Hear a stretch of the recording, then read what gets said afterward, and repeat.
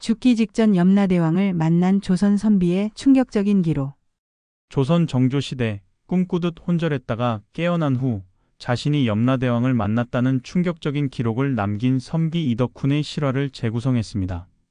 그는 고열로 의식을 잃은 3일 동안 어디를 다녀온 것일까요? 조선 왕조실록과 동사열전에 기록된 이 사건은 당시 정조 임금까지 관심을 보였던 미스터리한 사건입니다. 저승에서 돌아온 선비가 남긴 충격적인 증언과 그 후 그의 삶이 완전히 바뀌게 된 이유를 들려드립니다. 학자 이덕훈의 갑작스러운 병과 죽음의 문턱. 정조 19년 한양 남산 기슭의 작은 양반집. 한여름에 무더위가 기승을 부리던 그날 36살의 학자 이덕훈은 책방에서 밤늦도록 글을 읽고 있었습니다. 그는 평소와 같이 책을 읽고 자신의 생각을 기록하는 일상의 날들을 보내고 있었습니다. 하늘의 이치와 인간의 도리 공부에도 끝이 없구나. 이덕훈은 깊은 한숨을 내쉬며 책을 덮었습니다. 며칠 전부터 그는 몸이 좋지 않았습니다. 미약한 두통과 미열이 있었지만 학문에 대한 열정으로 그는 이를 무시하고 계속 책을 읽었습니다. 아버님 너무 무리하시는 것 아닙니까? 이틀 전부터 안색이 좋지 않으세요. 문을 열고 들어온 것은 그의 15살 된 아들 이수연이었습니다. 똑똑하고 효심 깊은 아들을 바라보며 이덕훈은 미소를 지었습니다. 걱정 마라. 더위 때문에 조금 지친 것뿐이다. 내일이면 나아질 것이다. 그러나 이덕훈의 예상과 달리 그날 밤 그의 상태는 급격히 악화되었습니다. 한밤중 그는 갑자기 온몸에 식은땀을 흘리며 심한 고열에 시달리기 시작했습니다. 여보, 괜찮으세요? 이렇게 열이 심한데. 아내 정씨가 걱정스러운 표정으로 이덕훈의 이마에 손을 얹었습니다. 뜨거운 온도에 그녀는 깜짝 놀랐습니다. 의원을 불러와야겠어요. 수연아, 어서 김 의원을 모셔오너라. 아들 이수연은 한밤중임에도 불구하고 급히 집을 나섰습니다. 정씨는 찬물에 수건을 적셔 남편의 이마에 얹었지만 이덕훈의 열은 계속해서 오르고 있었습니다. 염라대왕. 이덕훈은 정신이 혼미한 상태에서 횡설수설하기 시작했습니다. 그의 눈은 허공을 응시하며 뭔가를 보는 듯 했습니다. 여보, 정신 차리세요. 여보. 정씨가 남편을 흔들어 깨우려 했지만 이덕훈은 이미 그녀의 목소리를 들을 수 없는 상태였습니다. 그의 의식은 점점 현실에서 멀어지고 있었습니다. 얼마 후 이수연이 김 의원을 모시고 돌아왔습니다. 의원은 즉시 이덕훈의 상태를 살폈습니다. 맥이 매우 약하고 불규칙합니다. 이런 고열은 매우 위험한 상태입니다. 김 의원은 급히 약을 지어 이덕훈에게 먹이려 했지만 그는 이미 의식을 완전히 잃은 상태였습니다. 약은 거의 다 흘러내렸고 이덕훈의 호흡은 점점 약해지고 있었습니다. 어서 약을 더 지어오겠습니다. 그때까지 찬물로 열을 내려주십시오. 김 의원이 급히 돌아간 후 정씨와 이수연은 밤새 이덕훈의 곁을 지켰습니다. 그들은 수건으로 그의 몸을 닦아주며 열이 내리기를 간절히 바랐습니다. 아버님 제발 정신 차리세요. 제발. 이수연의 눈에서는 눈물이 흘러내렸습니다. 그의 아버지는 항상 강인하고 지혜로웠습니다. 그런 아버지가 이렇게 무력하게 누워있는 모습은 처음이었습니다. 밤이 깊어갈수록 이덕훈의 상태는 더욱 악화되었습니다. 그의 얼굴은 창백해졌고 간간히 내뱉는 말들은 점점 더 알아들을 수 없게 되었습니다. 저승길 강을 건너 염라대왕의 재판. 이덕훈의 중얼거림에 정씨와 이수연은 서로를 바라보며 불안한 표정을 지었습니다. 그가 죽음의 문턱에 서 있다는 것을 그들도 느낄 수 있었습니다. 다음 날 아침 김 의원이 다시 찾아왔을 때 이덕훈은 이미 호흡이 거의 멈춘 상태였습니다. 의원은 심각한 표정으로 고개를 저었습니다. 이미 반은 저승에 가 있는 듯합니다. 준비하시는 게? 그러나 정씨는 이를 받아들일 수 없었습니다. 안 돼요. 제 남편은 돌아올 거예요.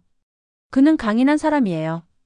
그녀의 외침이 방 안에 울려 퍼졌지만 이덕훈은 아무런 반응도 보이지 않았습니다. 그저 간간히 흘러나오는 희미한 숨소리만이 그가 아직 이 세상에 있다는 것을 알려줄 뿐이었습니다.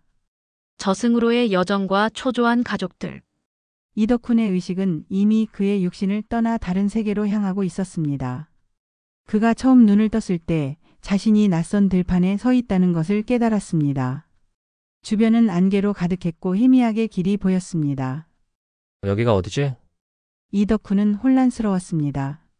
마지막으로 기억하는 것은 자신의 서재에서 책을 읽고 있었다는 것뿐이었습니다. 그는 천천히 걸음을 옮겼고 길을 따라 걷기 시작했습니다. 이봐, 이덕훈. 갑자기 뒤에서 이름을 부르는 소리가 들렸습니다. 이덕훈이 돌아보자 낯선 노인이 서 있었습니다. 그는 흰 도포를 입고 있었고 손에는 작은 서책을 들고 있었습니다. 저를 아십니까? 이덕훈이 물었습니다. 노인은 고개를 끄덕였습니다. 나는 너의 인도자다. 너는 지금 저승으로 가는 길에 있다. 이덕훈은 믿을 수 없다는 표정을 지었습니다. 저승이라고요? 제가 죽었다는 말씀입니까? 노인은 미소를 지었습니다. 아직은 아니다. 하지만 내 몸은 지금 죽음의 문턱에 있다. 너는 선택을 해야 한다. 이대로 저승으로 갈 것인지 아니면 돌아갈 것인지. 이덕훈은 혼란스러웠습니다. 그는 아직 할 일이 많았습니다. 자신의 학문을 완성하고 아들을 키우고 아내와 함께 늙어가고 싶었습니다. 저는 돌아가고 싶습니다. 아직 제 삶이 끝나지 않았습니다. 노인은 고개를 저었습니다. 그것은 네가 결정할 수 있는 문제가 아니다. 염라대왕께서 직접 판결하실 것이다. 따라오너라. 이덕훈은 할 수 없이 노인을 따라갔습니다. 그들은 안개 속을 걸어 마침내 커다란 강에 도착했습니다. 강은 검은색과 붉은색이 뒤섞인 이상한 색을 띠고 있었고 물결은 격렬하게 출렁였습니다. 이것이 삼도천이구나. 이덕훈은 중얼거렸습니다. 그는 책에서 읽었던 저승의 강을 실제로 보고 있었습니다. 노인은 고개를 끄덕였습니다. 그렇다, 이 강을 건너면 저승이다. 그리고 그곳에서 너는 염라대왕을 만나게 될 것이다. 한편 현실 세계에서는 이덕훈의 가족들이 그의 곁을 지키고 있었습니다. 이덕훈은 이틀째 의식을 찾지 못했고 그의 상태는 점점 악화되고 있었습니다. 어머니, 아버님은 정말 돌아오지 못하실까요? 이수연의 목소리는 떨렸습니다. 정 씨는 아들의 어깨를 감싸 안았습니다. 그렇지 않아. 내 아버지는 강인한 사람이야. 반드시 돌아오실 거야. 하지만 그녀의 목소리에도 불안함이 묻어났습니다. 이웃들과 친지들이 차례로 방문하여 위로를 건넸지만 모두가 이덕훈의 회복을 기대하지 않는 눈치였습니다. 마을의 무당 박 씨가 찾아와 굿을 해주겠다고 제안했지만 정 씨는 단호하게 거절했습니다. 그녀의 남편은 평생 유학자로 살아왔고 미신을 믿지 않았습니다. 고맙습니다만 우리 집안은 그런 것을 하지 않습니다. 제 남편은 스스로의 힘으로 돌아올 것입니다. 정 씨의 강인함에 모두가 감탄했지만 내심 그녀도 남편이 돌아올 수 있을지 의심하고 있었습니다. 삼도천 앞에 선 이덕훈은 깊은 고민에 빠졌습니다. 그는 강을 건너 염라대왕을 만나야 했지만 한편으로는 가족들이 걱정되었습니다. 제 가족들은 지금 어떻게 지내고 있습니까? 노인은 손을 흔들어 안개 속에 이미지를 만들어냈습니다. 그곳에는 이덕훈의 육신 곁에서 울고 있는 아내와 아들의 모습이 보였습니다. 그들은 너를 기다리고 있다. 하지만 시간이 많지 않다. 결정을 해야 한다. 이덕훈은 고개를 끄덕였습니다. 그는 배에 올라 삼도천을 건너기 시작했습니다. 강을 건너는 동안 그는 물속에서 신음하는 영혼들을 보았습니다. 그들은 모두 생전의 죄로 고통받고 있었습니다. 그들은 자신의 삶에서 많은 이들을 해친 자들이다. 그들은 이 강에서 정화의 시간을 보내고 있다. 노인의 설명에 이덕훈은 깊은 생각에 잠겼습니다. 그는 자신의 삶을 되돌아보았습니다. 그는 학문에 매진하며 살았지만 실제로 세상을 위해 무엇을 했는지 의문이 들었습니다. 배가 강 건너편에 도착했을 때 이덕훈의 앞에는 거대한 문이 나타났습니다. 문에는 염부대왕 심판소라는 글자가 새겨져 있었습니다. 이제 염라대왕을 만날 시간이다. 내 삶의 가치가 판단받을 것이다. 노인의 말에 이덕훈은 깊은 숨을 내쉬었습니다. 그는 문을 향해 걸어갔고 문은 천천히 열리기 시작했습니다. 그 안에서 그를 기다리고 있는 것은 무엇일까? 이덕훈의 가슴은 불안함과 호기심으로 가득 찼습니다. 염라대왕과의 충격적인 대면. 거대한 문이 완전히 열리자 이덕훈의 눈앞에 드러난 광경은 그가 책에서 읽었던 저승의 모습과는 사뭇 달랐습니다. 그곳은 어둡고 음산한 지옥이 아닌 밝은 빛으로 가득 찬 넓은 전각이었습니다. 중앙에는 높은 단상이 있었고 그 위에 위험 있는 모습으로 앉아있는 인물이 보였습니다. 저승의 심판관 염라대왕 전에 죽은 자 이덕훈이 나왔사옵니다. 인도자 노인이 엄숙하게 말했습니다. 이덕훈은 떨리는 다리로 앞으로 나아갔습니다. 단상 위의 인물을 자세히 살펴보니 그는 상상했던 무서운 형상이 아니었습니다. 오히려 고귀한 기품이 느껴지는 중년의 남성으로 깊은 지혜가 깃든 눈빛을 지니고 있었습니다. 이덕훈, 내가 여기 온 것은 아직 때가 아니다. 염라대왕의 목소리는 우렁찼지만 그 안에는 자비로움이 담겨 있었습니다. 제가 왜 여기에 있는지 모르겠습니다. 이덕훈은 떨리는 목소리로 말했습니다. 염라대왕은 천천히 고개를 끄덕였습니다. 내 몸은 지금 병으로 고통받고 있다. 하지만 내 수명은 아직 다하지 않았다. 내가 여기 온 것은 특별한 이유가 있어서다. 이덕훈은 혼란스러웠습니다. 자신이 왜 이런 특별한 경험을 하게 되었는지 이해할 수 없었습니다. 무슨 이유입니까, 대왕님? 염라대왕은 손을 들어 허공을 가리켰고 그곳에 이덕훈의 삶이 마치 그림처럼 펼쳐졌습니다. 그의 어린 시절부터 지금까지의 모든 순간들이 생생하게 보였습니다.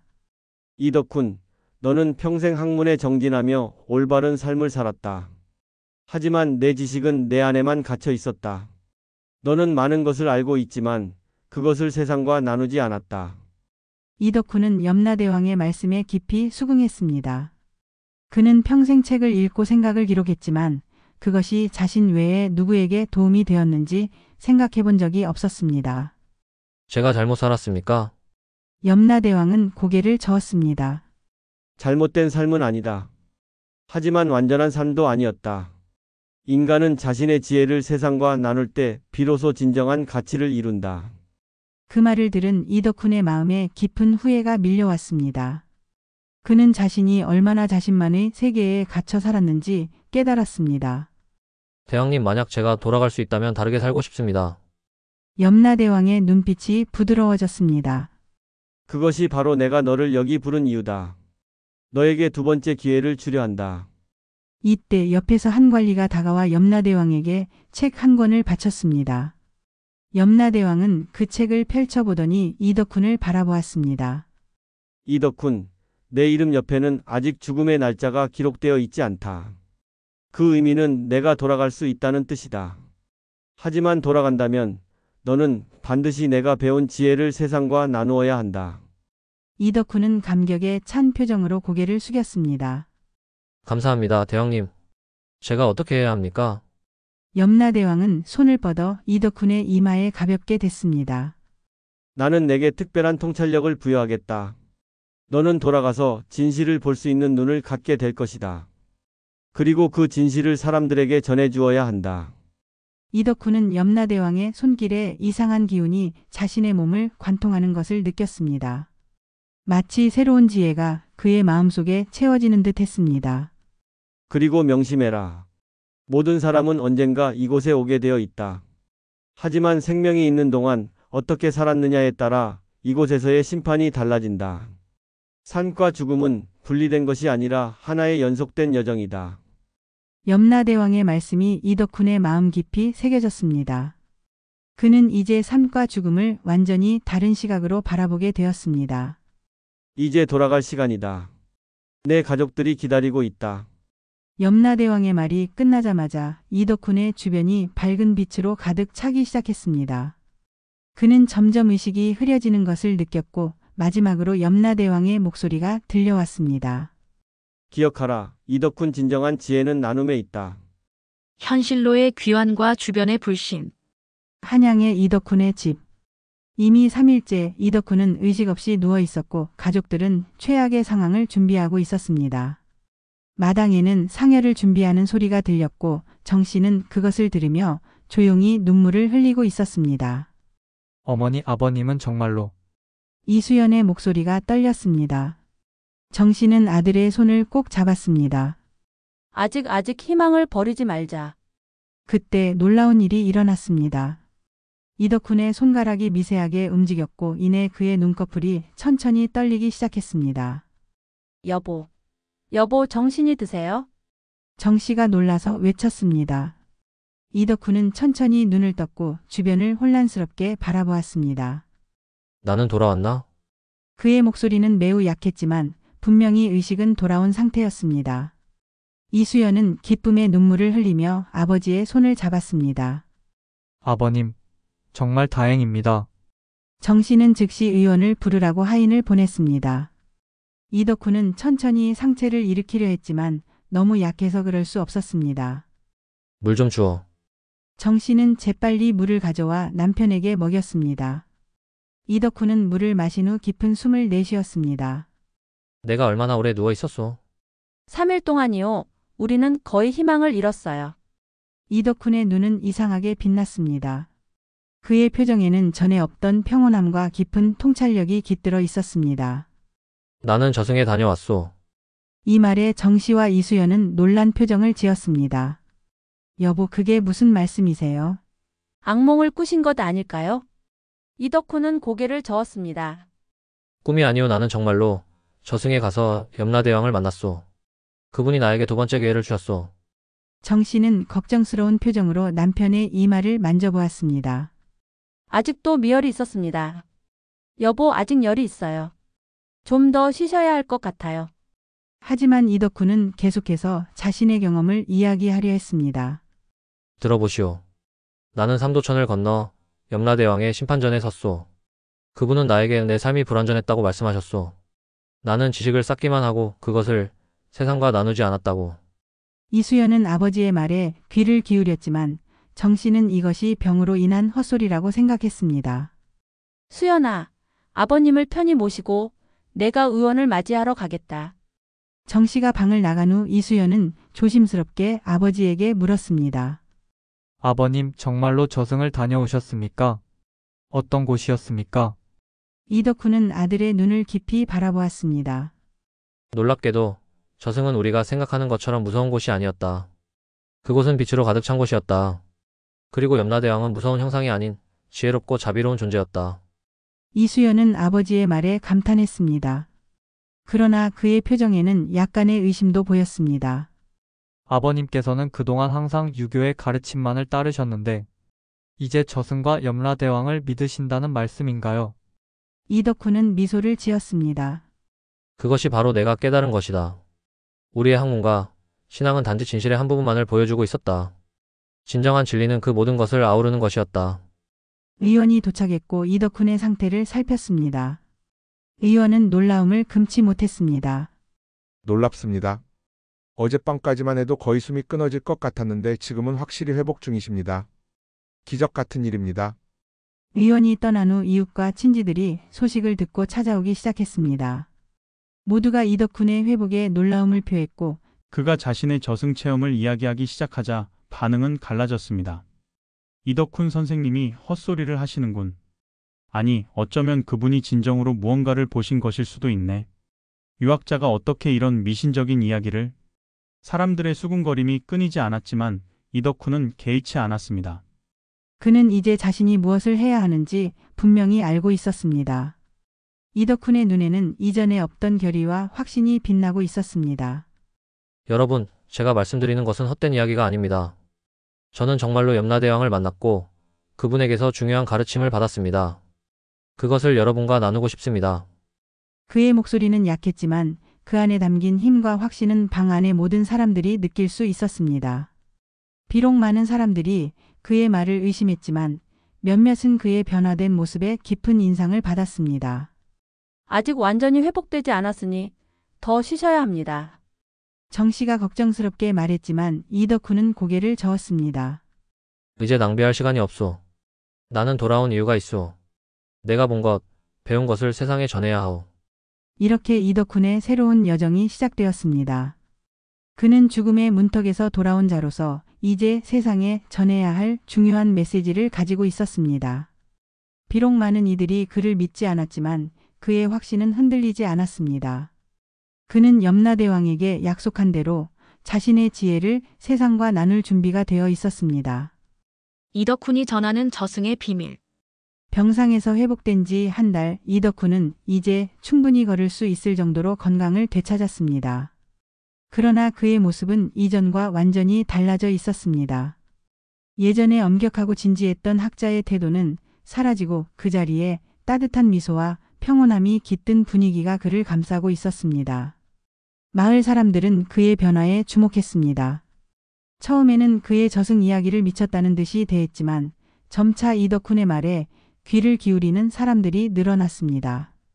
그는 매일 마을 정자에 앉아 자신의 경험을 나누었고 사람들은 호기심에 그의 이야기를 들으러 모여들었습니다. 저승은 우리가 생각하는 것과 다릅니다. 그곳은 공포스러운 곳이 아니라 우리의 삶을 정리하고 성찰하는 곳입니다. 이날도 많은 사람들이 그의 주변에 모여 있었습니다. 마을 사람뿐만 아니라 인근 마을에서도 소문을 듣고 찾아온 이들이 있었습니다. 염라대왕님은 저에게 이르셨습니다. 진정한 지혜는 나눔에 있다고. 우리가 이 세상에서 쌓은 지식과 경험은 우리만의 것이 아니라 모두와 나눠야 할 보물이라고요. 한 노인이 물었습니다. 이 선생님, 그렇다면 저승에서는 우리의 죄를 어떻게 판단한다는 말입니까? 이덕훈은 고개를 끄덕였습니다. 염라대왕님은 저에게 이렇게 말씀하셨습니다. 사람의 선악은 그가 타인에게 어떤 영향을 미쳤는가로 판단된다. 우리가 베푼 친절함, 나눈 지혜, 또는 끼친 해악이 저승에서의 심판 기준이 된다고 하셨습니다. 이덕훈의 말에 사람들은 깊은 생각에 잠겼습니다. 평생 유교의 가르침만을 고수해온 마을 유학자 박 씨가 앞으로 나섰습니다. 이덕훈, 당신은 평생 유학을 공부한 사람이 어찌 이런 미신 같은 이야기를 퍼뜨리오? 이는 백성들을 현혹시키는 행위요. 이덕훈은 온화한 미소를 지으며 대답했습니다. 박 선생님, 제가 본 것은 미신이 아닙니다. 저는 우리의 학문이 진리의 일부만을 담고 있다는 것을 깨달았습니다. 유교의 가르침도 옳고 불교의 가르침도 옳습니다. 그러나 진정한 진리는 그 모든 것을 아우르는 것입니다. 염라대왕님은 저에게 말씀하셨습니다. 모든 종교와 학문은 같은 산의 다른 길일 뿐이다. 정상에 오르면 모두 같은 풍경을 보게 된다고요. 박 씨는 불편한 표정을 지었지만 다른 사람들은 이덕훈의 말에 깊은 공감을 표했습니다. 특히 평소 삶의 어려움을 겪던 사람들은 그의 메시지에서 위안을 찾았습니다. 이 선생님, 저승에서는 우리가 이 세상에서 겪는 고통에 대해 어떻게 보상받습니까? 한 여인이 물었습니다. 그녀는 어린 자식을 병으로 잃은 후 오랫동안 슬픔에 잠겨 있었습니다. 이덕훈은 그녀에게 따뜻한 시선을 보냈습니다. 염라대왕님께서는 모든 고통에는 의미가 있다고 하셨습니다. 우리가 이 세상에서 겪는 시련은 우리의 영혼을 성장시키기 위한 것이라고요. 그리고 우리가 사랑했던 사람들은 결코 사라지지 않습니다. 그들은 다른 형태로 존재하며 언젠가 우리는 다시 만나게 될 것입니다. 여인의 눈에서 눈물이 흘러내렸습니다. 그것은 슬픔의 눈물이 아닌 위로받은 마음의 눈물이었습니다. 이덕훈은 계속해서 자신이 본 저승의 모습을 상세히 설명했습니다. 삼도천의 물결, 심판소의 웅장함, 그리고 그곳에서 만난 다양한 영혼들의 이야기까지. 그의 설명은 너무나 생생하고 상세해서 듣는 이들이 마치 직접 그곳을 방문한 듯한 느낌을 받았습니다. 가장 중요한 것은 우리가 어떻게 살아가느냐입니다. 염라대왕님은 말씀하셨습니다. 내가 이 세상에 돌아가면 매일을 마지막 날처럼 살아라. 그리고 내가 가진 것을 아낌없이 나누어라. 그것이 진정한 삶의 의미다. 변화된 삶과 정조 임금의 관심. 이덕훈의 저승 체험담은 점점 더 멀리 퍼져나갔습니다. 한양의 많은 사람들이 그의 이야기를 듣기 위해 찾아왔고 마침내 그 소문은 궁궐의 담장을 넘어 정조 임금의 귀에까지 들어갔습니다. 저승에서 돌아왔다는 학자가 있다고? 그의 이름이 무엇이더냐? 정조 임금이 신하에게 물었습니다. 이덕훈이라 하옵니다. 남산 기슭에 살고 있는 학자로 고열로 3일간 혼절했다가 깨어난 후 저승을 다녀왔다고 주장하고 있습니다. 정조는 깊은 생각에 잠겼습니다. 그는 학문을 중시하는 임금이었지만 동시에 민간의 신앙과 이야기에도 관심이 많았습니다. 그를 불러들여 직접 이야기를 들어보고 싶다.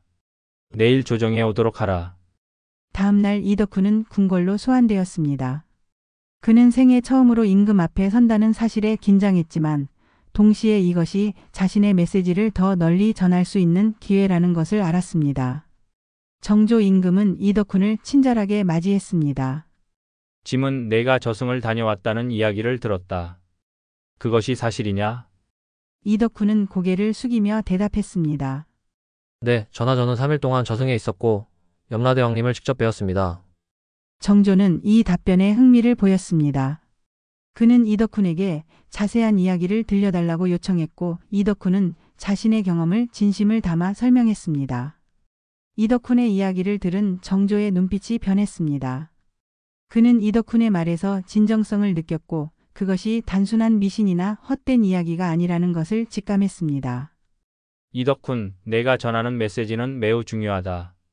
짐은 내게 특별한 임무를 내리고자 한다. 정조는 이덕훈에게 동사열전이라는 책을 집필할 것을 명령했습니다.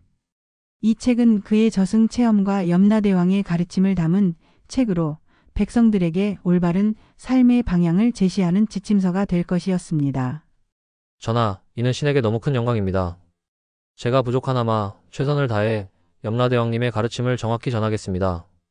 이덕훈은 감사의 마음을 표했고 정조는 그에게 필요한 모든 지원을 약속했습니다. 그로부터 1년 후 동사열전이 완성되었습니다. 이 책은 놀라운 속도로 전국에 퍼져나갔고 많은 사람들의 삶에 영향을 미쳤습니다. 책 속에는 이덕훈이 저승에서 보고 들은 모든 것이 상세히 기록되어 있었고 특히 염라대왕이 전한 삶의 지혜가 중요하게 다루어졌습니다. 이덕훈 자신도 완전히 변화된 삶을 살았습니다. 그는 더 이상 자신의 서재에 틀어박혀 책만 읽는 학자가 아니었습니다. 그는 전국을 돌아다니며 자신의 경험을 나누고 어려운 사람들을 돕는 데 헌신했습니다. 그는 특히 교육에 관심을 기울여 가난한 아이들을 모아 그를 가르치고 삶의 지혜를 전했습니다. 삶과 죽음은 분리된 것이 아니라 하나의 연속된 여정입니다. 우리는 모두 언젠가는 저승에 가게 될 것이고 그때 우리의 삶이 심판받게 될 것입니다. 하지만 두려워할 필요는 없습니다. 우리가 진심으로 살고 우리의 지혜와 사랑을 나눈다면 염라대왕님은 우리를 자비롭게 맞이하실 것입니다. 이덕훈의 말은 많은 이들의 마음에 깊은 울림을 주었습니다. 그의 가르침은 유교와 불교, 그리고 민간 신앙의 경계를 넘어 모든 이들에게 공감을 얻었습니다. 정조 임금도 이덕훈의 변화된 모습과 그의 영향력을 지켜보며 깊은 감명을 받았습니다. 그는 이덕훈에게 관직을 제안했지만 이덕훈은 공손히 거절했습니다. 전하, 저는 이미 염라대왕님께 약속했습니다. 제 남은 생애를 사람들과 지혜를 나누는 데 바치겠다고요. 관직에 얽매이기보다는 자유롭게 백성들과 함께하고 싶습니다. 정조는 그의 결정을 존중했고 대신 그가 전국을 다니며 가르침을 전할 수 있도록 특별한 지원을 아끼지 않았습니다. 이덕훈은 20년 이상을 더 살며 그의 경험과 지혜를 끊임없이 나누었습니다. 그가 세상을 떠날 때 수많은 사람들이 그를 애도했습니다. 그리고 그들은 모두 믿었습니다. 이덕훈이 이번에는 편안한 마음으로 저승으로 돌아갔을 것이라고, 그리고 염라대왕이 그를 자랑스럽게 맞이했을 것이라고. 그의 이야기는 오늘날까지도 전해져 내려오고 있습니다. 죽음의 문턱에서 돌아와 삶의 진정한 의미를 깨달은 선비의 이야기로. 그리고 그의 메시지는 시간을 초월하여 여전히 우리에게 중요한 질문을 던집니다. 당신은 어떤 삶을 살고 계신가요? 그리고 언젠가 염라대왕 앞에 섰을 때 어떤 이야기를 들려주실 건가요? 여러분, 지금까지 죽기 직전 염라대왕을 만난 선비의 충격적인 기록을 들어주셨습니다. 어떠셨나요? 삶과 죽음의 경계를 넘나들며 인간 존재의 본질적인 질문을 던지는 이 이야기는 조선 왕조실록과 동사열전에 부분적으로 기록된 실제 사건을 바탕으로 재구성한 것입니다. 이덕훈 선비의 이야기는 단순한 귀신 이야기를 넘어 우리 모두가 한 번쯤 생각해 봤을 삶의 의미와 죽음 이후의 세계에 대한 근원적인 질문을 담고 있습니다. 그가 전한 메시지, 진정한 지혜는 나눔에 있다는 오늘날에도 여전히 유효한 삶의 지혜가 아닐까요? 다음 편에서는 임진왜란 당시 기묘한 예언으로 조선을 구한 무녀의 비밀에 대한 이야기를 준비하고 있으니 많은 기대 부탁드립니다. 구독과 좋아요, 알림 설정도 잊지 마시고 댓글로 여러분이 궁금했던 조선시대의 미스터리한 이야기가 있다면 알려주세요. 여러분의 의견이 다음 콘텐츠를 만드는 소중한 자료가 됩니다. 오늘 이 이야기가 여러분의 마음에 작은 울림을 주었기를 바랍니다. 우리 모두는 언젠가 자신의 삶을 돌아볼 순간이 옵니다. 그때 어떤 이야기를 들려줄 수 있을까요? 지금 이 순간 여러분의 삶은 어떤 의미로 채워지고 있나요? 그럼 다음 이야기에서 다시 만나 뵙겠습니다. 안녕히 계세요.